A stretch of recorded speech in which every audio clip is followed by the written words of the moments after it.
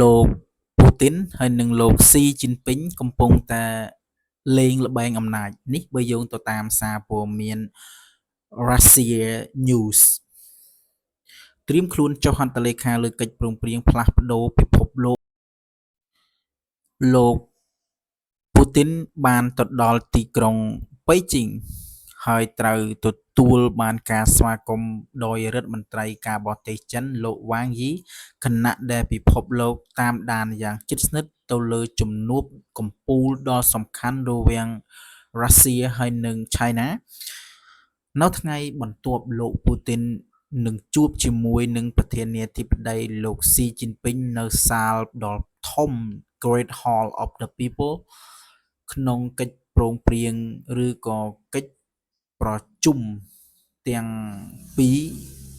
ដើម្បីពង្រីកប្រភពពីវិមានក្រំឡាំងបាននិយាយថាភាគីទាំងពីរគ្រោងនឹងចុះហត្ថលេខាលើកិច្ចព្រមព្រៀងយុទ្ធសាស្ត្រចំនួន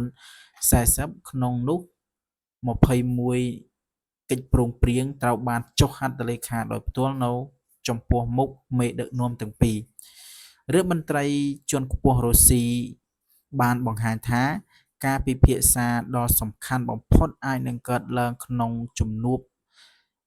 ការផឹកតែដ៏ឯកជនរបស់លោកពូទីននិងលោកស៊ីជីនពីង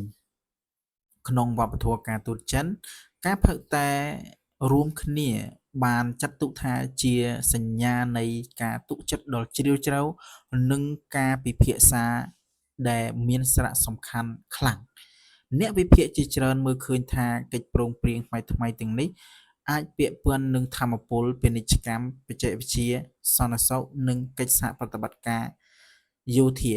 វាក៏អាចថាជា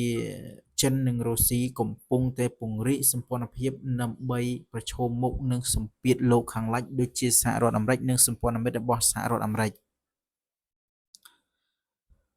ដំណើរទស្សនកិច្ចនេះក៏រួមបញ្ចូលទាំងជំនួបជាមួយនឹងនាយករដ្ឋមន្ត្រីចិន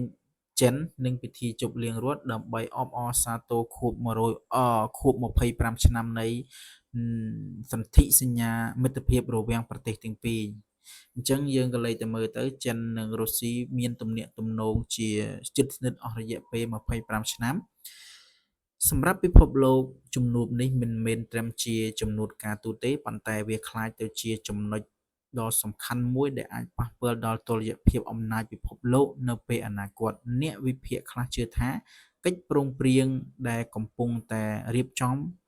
អាចជួយពង្រឹងអំណាចនៅទីក្រុងមូស្គូនិង